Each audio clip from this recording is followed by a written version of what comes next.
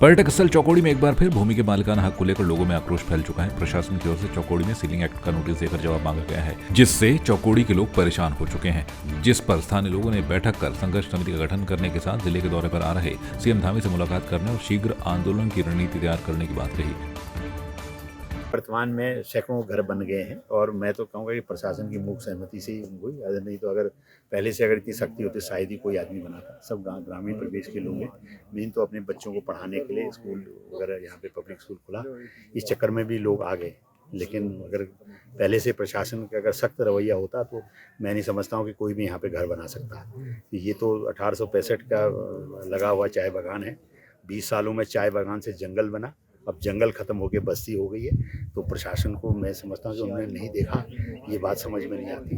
हाँ, कानूनी रूप से सिंपल स्टेट का है, जिसकी जानकारी का अभाव में ये जरूर हमारा कब्जेदारों का या ज़मीन खरीदने वालों का पक्ष जरूर कमज़ोर है।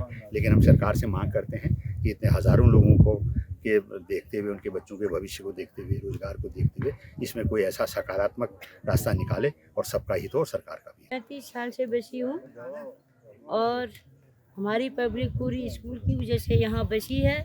यहाँ जंगल था, घोर जंगल था। उस समय कुंवर साहब को काम वालों की ज़रूरत थी, सब माली के रूप में रखे थे। आज के दिन कुंवर साहब के पास देने का पैसा नहीं हुआ तो हमको यहाँ बसाया गया। हम आज कहाँ जाएंगे? मुख्यमंत्री जी के पास शिष्टमंडल के रूप में जाएंगे और हम सभी आशा करते हैं कि प्रदेश के यशस्वी मुख्यमंत्री जो कि बहुत साहसिक निर्णय लेने के लिए जाने जाते हैं, तो उनके द्वारा चौकोड़ी की जनता के हितों को ध्यान में रखते हुए, क्योंकि बहुत सारे भूमिहीन लोग यहाँ पर रहते हैं, सभी स्थानीय लोग हैं, आसपास की ग्राम सभाओं के लोग हैं, 4 शिक्षण संस्थान यहाँ पर हैं, लगभग 20-25 यहाँ पर होटल रिजॉर्ट्स हैं जो सरकार को राजस्व भी देने का कार्य कर रहे हैं। तो हमारा निवेदन रहेगा प्रदेश सरकार से कि इस संबंध में गंभीरतापूर्वक विचार करते हुए, पुनर्विचार करते हुए, जनता के हित को ध्यान में रखते हुए, यहाँ जिन लोगों के मकान बन चुके हैं, जिन्होंने यहाँ पर जमीनें ले ली हैं, उनके हितों में ध्यान रखते हुए कोई निर्णय लें और बाकी की भूमि को सरकार के किसी प्रोजेक्ट्स में उसका सदुपयोग हो, ताकि ये खूबसूरत जगह बनी रहे और पर्यटन के क्षेत्र में चौकोड़ी एक नई पहचान बने। जनपद उधम सिंह नगर के जसपुर क्षेत्र में नगर पालिका के आंकड़ों के मुताबिक लगभग 281 लोगों की मृत्यु दर्ज की गई, जबकि दूसरी ओर क्षेत्र में लगभग 1291 नए मेहमानों ने भी कदम रखा। नगर पालिका सीमा अंतर्गत पैदा होने वाले और मरने वाले लोगों का जन्म और मृत्यु पंजीकरण नगर पालिका में किया जाता है। इस साल के आंकड़ों को देखा जाए तो 281 जो डेथ हुई हैं वो नगर पालिका की सीमा में हुई है, जिनको नगर पालिका द्वारा इंदराज कर लिया गया है, और 1291 जन्म दर्ज किए गए हैं नगर पालिका के अभिलेखों में, जिनमें जो है देखा जा रहा है कि पुरुषों की संख्या ज़्यादा है और स्त्रियों की संख्या कम दर्ज हुई है। अपने बयानों से सुर्खियों में रहने वाले खानपुर के पूर्व विधायक कुंवर प्रणव सिंह चैंपियन मसूरी पहुंचे, जहां पर उन्होंने एक पत्रकार वार्ता का आयोजन कर बीजेपी के पूर्व प्रदेश अध्यक्ष मदन कौशिक और खानपुर से विधायक उमेश कुमार शर्मा पर जमकर निशाना साधा। साथ ही विधानसभा चुनाव में बीजेपी के पूर्व प्रदेश अध्यक्ष पर उन्होंने भीतरघात का आरोप लगाया। ऐसा व्यभिचारी, दुराचारी, बलात्कार मुजरिम विधायक बन जाए, दुर्भाग्य की बात है। झूठ बोल के विधायक बना। उसने कहा, अरे चैंपियन ने 20 साल में क्या किया है, देखिए मैं चीनी मिल लगवा दूंगा कानपुर में।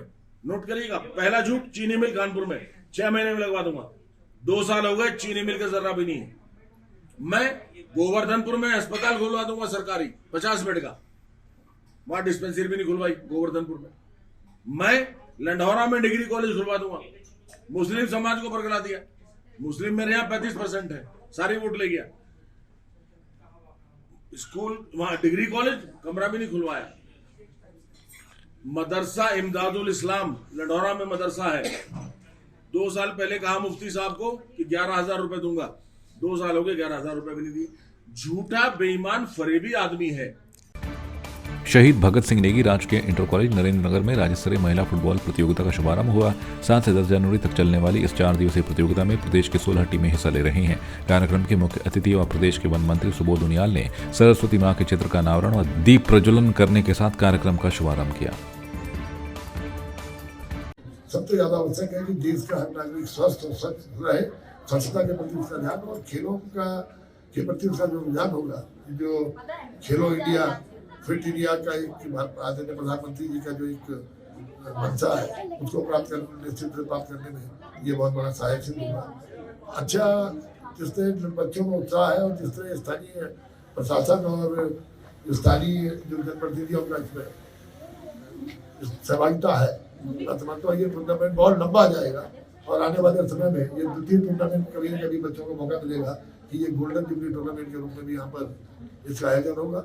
निरंतर मेरे तरफ से जो प्रयास रहेगा इसको आगे बढ़ाने के लिए मैं उसको करता रहूँगा।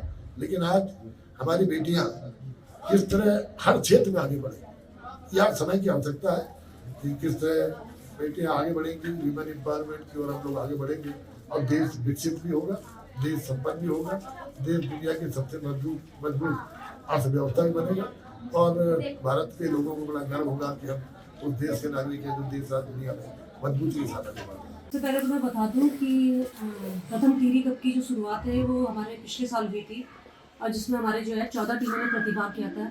ये महिला ओपन वर्ग फुटबॉल प्रतियोगिता है और इस साल द्वितीय टीरी कप का जो आयोजन है वो भी जो है आज हो चुका है। माननीय मुख्य अतिथि जो हमारे सुबोध नियाल जी हैं, मंत्री कैबिनेट मिनिस्टर, उनके द्वारा जो है आज जो है इसका उद्घाटन कार्यक्रम किया गया है।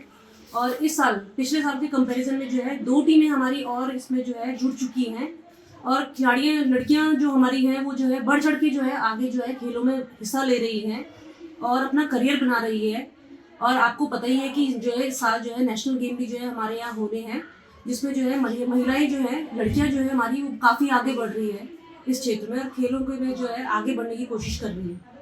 फिजिकली फिट है अपना, और दूसरा ये है कि इससे मतलब हम अगर अच्छा परफॉर्मेंस करें तो नेशनल इंटरनेशनल इस फील्ड पे आराम से पहुंच सकते हैं। अपने देश मतलब एक है कि अपने देश के रिप्रेजेंट करना है और अच्छा परफॉर्मेंस दिखाना है और फुटबॉल को आगे ले जाना है, क्योंकि फुटबॉल हमारे इंडिया में बहुत पीछे रह गया। मतलब ज़्यादा क्रिकेट ही चलता है यहाँ, तो इस वजह से कि और लड़कियों के लिए भी बहुत मतलब कि ये है कि लड़कियाँ नहीं खेल सकती फुटबॉल, ये वो तो बहुत माइट चलते हैं मतलब यहाँ, तो उसको भी वो करना है कि यहाँ की लड़कियाँ भी बहुत कुछ कर सकती हैं फुटबॉल जैसे।